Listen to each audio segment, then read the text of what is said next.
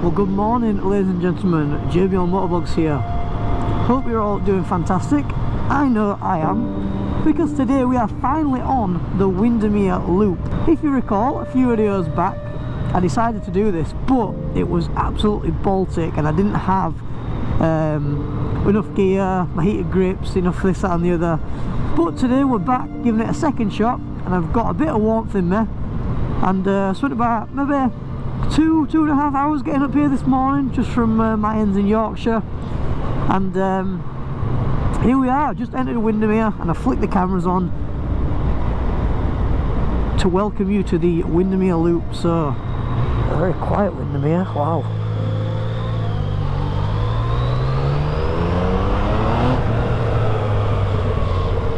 But yeah, the Windermere Loop then. So, if you are on the Bennetts website and you go on the top 10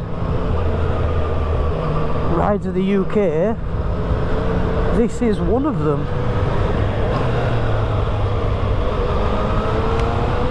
Along with some others around the northeast, NC 500. It's just kind of a couple routes out there for if you are getting a bit stale with, you know, your standard routes. So this is one of them, Windermere Loop. Most of the roads I've been on before, but towards the southwest, a few of them it's taking me on today. I don't think I have. So we're going to go through Windermere. I think it takes us over Hardknott Pass. Luckily the weather today is okay. We're looking at about 5 degrees, but there is a but. It says it's clear, but obviously the higher you get, the more chance of snow and all that you get. So if it does get a bit dangerous, we'll just turn around. But we'll give it a shot anyway. Today is the winter solstice, so it is the shortest day of the year, unfortunately. But that's why we start off a little early there this morning instead of going out for a normal one. And hopefully by the time the video is over and I'm on my way home, that's when it'll start getting dark anyways. So, and as well, you may have noticed today, folks, we do have the B camera back, but we do have it in a very peculiar location. We are on the front brake reservoir, but it's alright, it is what it is. I don't have a screen yet for the bike, and I was kind of sick of making videos without the second camera. It really annoyed me. I like having that second camera to tell the story with. So yeah, just heading out of Windermere. On the Bennetts website, the loop is only about 65 miles. I've modified it just a tad. I'm looking at about 72, 74. But around there and back home today should be an easy 200-mile day. So the first stop is Hardknott Pass, I do believe. Rhinos and Hardknott Pass. Been there plenty of times on the channel, folks. If you haven't seen them videos, I'll leave the links in the description. It's totally up to you if you want to go watch them. And they're just like dedicated to them roads, because I do love Hardknott Pass in the summer. It's a gorgeous road. But today we're going to take a steady ride over it. It takes us down into a couple of roads and I'm not really sure what they are. Probably over Birkefell and all that way. But we'll see how it goes. We'll see how it goes. We'll see if there's anywhere worthy of putting a little Mavic up and getting some aerial footage for you guys. Well then, here we are, the start of Rhinos and Hardknott Pass. I always want to stop here, but this is usually cordoned off, so you can never really stop because you're kind of restricting it. But extreme caution, narrow route, severe bends, winter conditions can be dangerous. If I'm honest with you guys, it actually isn't cold. I've probably been on the bike now for coming up on 3 hours saddle time. The backside's only just really starting to hurt. Anyway, I'm just going to get some blood flowing back into this thumb. I've got 2 sets of gloves on under it, so it's kind of restricting it. And then off we go. See, this is why you end up parking your bike on the road. You end up blocking shit like this. Right, I'm going to get a quick snapshot of this, and then we'll head off up there and see what beautiful sights are waiting for us up a wintry Hardknott Pass.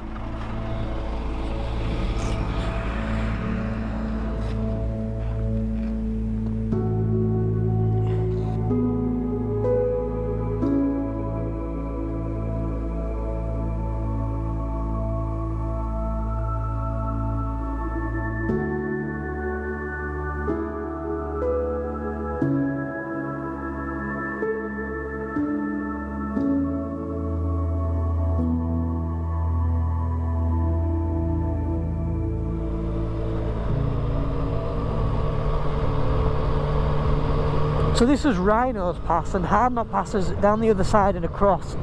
But look at that.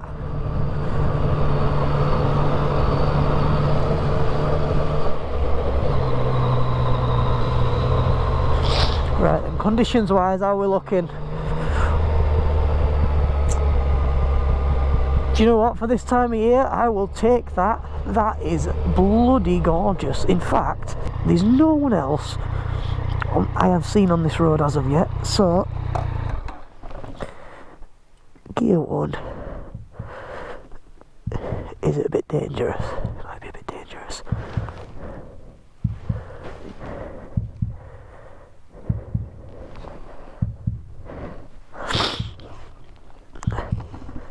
Yeah, well, it might roll off the stand there, right? It's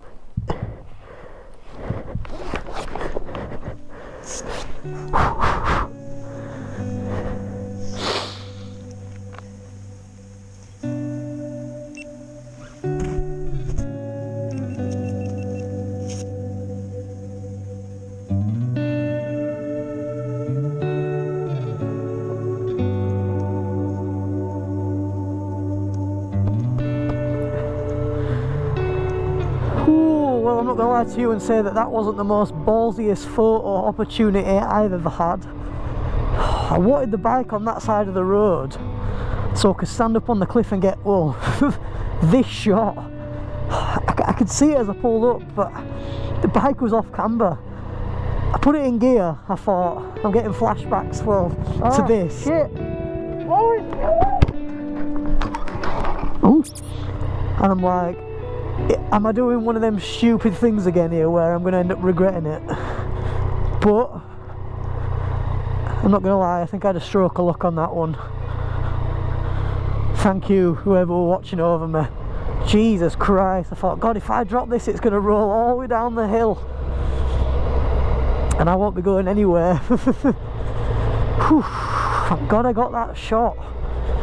As well, I don't know, you might have noticed, but I'm only using the 50, the nifty 50, the little 50mm lens. I've challenged myself today. Instead of over-relying on the 24-105 and standing in one spot and zooming in and out, I'm going to use the 50 today, and we're going to actually manually walk around and take some shots. Previously I'd done a shot with the MT-07, probably around here or back there, the same kind of shot. I don't know if I still got it, but that was like my signature shot. I used to love it, and now I think I've got the same with the MT-09. Folks, if you've not been to Hardknott Pass before, get here. It's fantastic in winter, never mind summer and spring. Once you get past them little side roads, this bit's alright, the spacing's decent, but well, the bike's going to need a bath after today. It has seen some shite. Ugh. Hell. Cattle grids. No, thank you.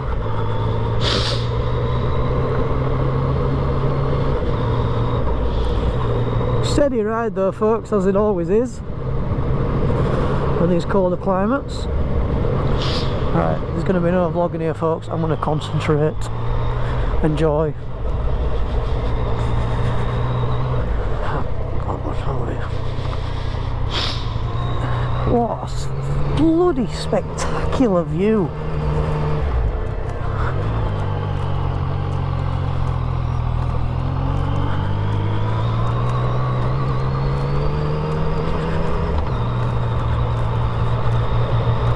Usual stopping spot in summertime.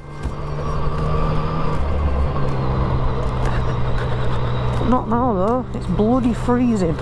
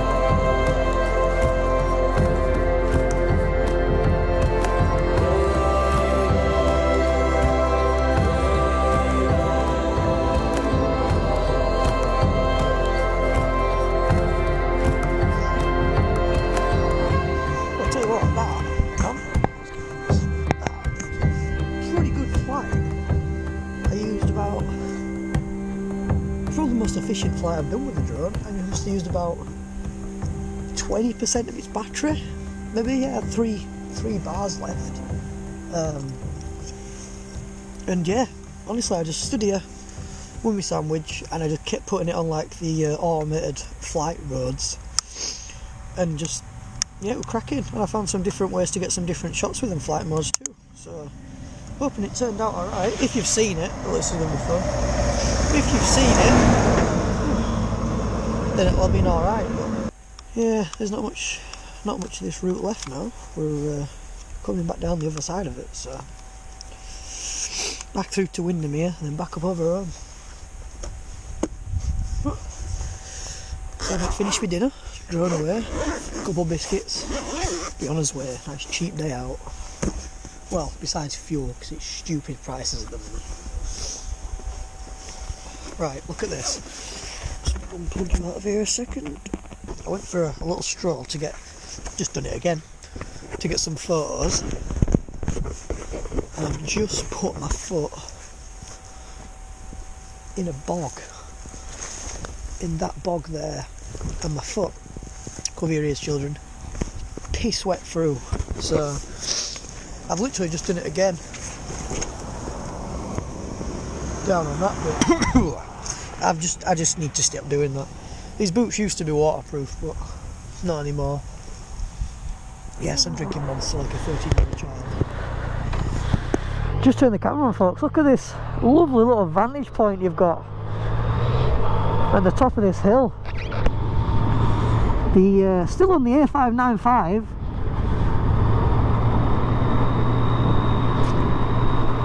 Coming down to Brufton in, I think it's, no, in fact actually we've been through there apparently. We're in, coming up to Dudden Bridge and then hooking back around into the other side of Windermere. So we're going to end up going down the southwest side of Windermere, hooking back around and then joining up where we started. So that's your little loop. So to be honest, it's a nice little steady loop. If you want to do it in one go, you can do it in about an hour and a half, maybe 2 hours. But yeah, you can probably make it a longer ride if you wanted to. You could do so many stops if you wanted to. And if you was from, you know, further down south or right up north and you was to visit the lakes, I'll tell you what you could do is you could easily just have like a point of like a base, or like a Airbnb or maybe something, or a camping trip. Leave all your stuff there, and then there's so many routes you can do around the lakes, so much to see. Easily, as I mentioned, gets overlooked by a lot of bikers. I'm not saying bikers don't come up here, but it does get overlooked by the likes of Scotland and Wales and all that way. But for me, that extra hour to get from the Yorkshire Dales to the Lake Districts, and I do think the Lake Districts are a lot better ride, not for the faster roads but for the scenic roads, most definitely.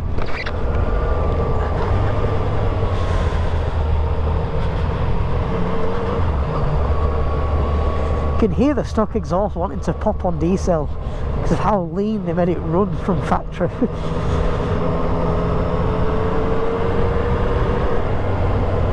That's Dudden Bridge. Now we're back onto the A roads.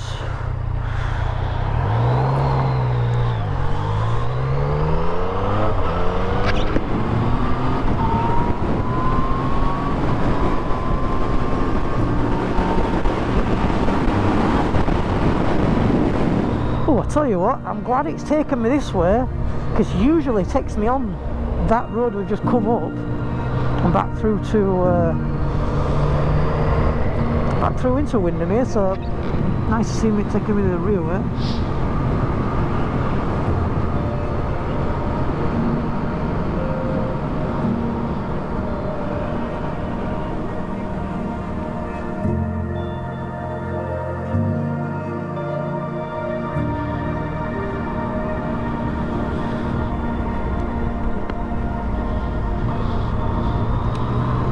So then folks, the last stop before the end of the route, Torva. So instead of taking us round, what it does is it hooks back up to bring us back down, if that makes sense. So it takes us back into the mountains to bring us back, and it's a lovely little road back there, but I couldn't get the GoPro to work. But yeah, little town called Torva.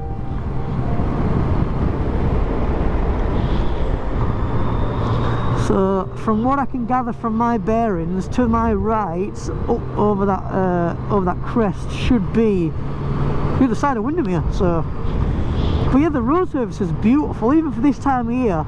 Honestly, it's super, super nice. If you're just so smooth with your inputs on the bike, it's a really, really complimenting road to ride. Be lovely on the warmer months with a good set of tyres. Honestly, just flicking between 4th and 5th, lowest power mode possible. It's really, really satisfying knowing how much grip you've actually got in poorer conditions.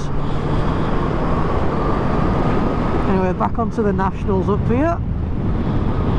Time is 1:05.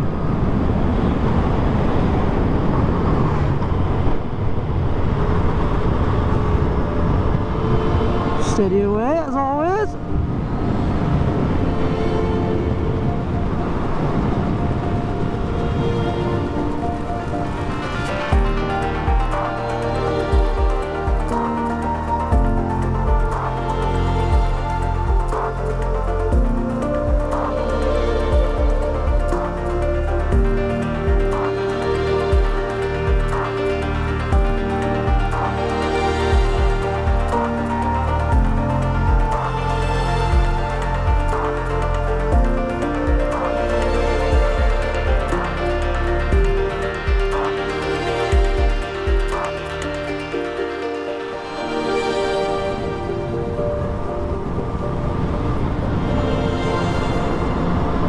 Just doing its thing.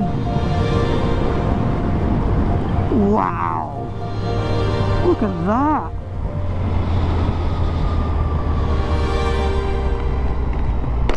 Ugh.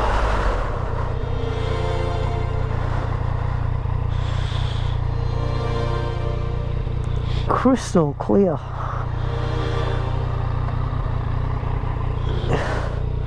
Crystal clear water.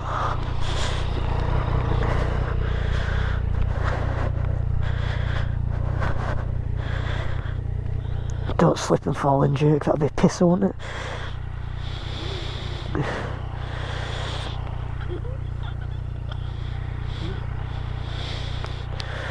Wowza, right.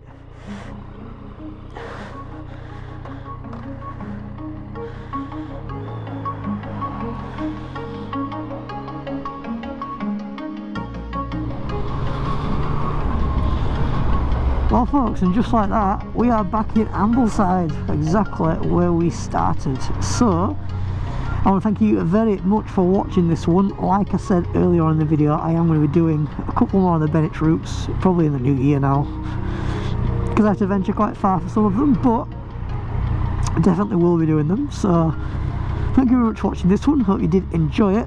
Ride safe, stay safe, and I'll see you in the next video, boys and girls. See you later.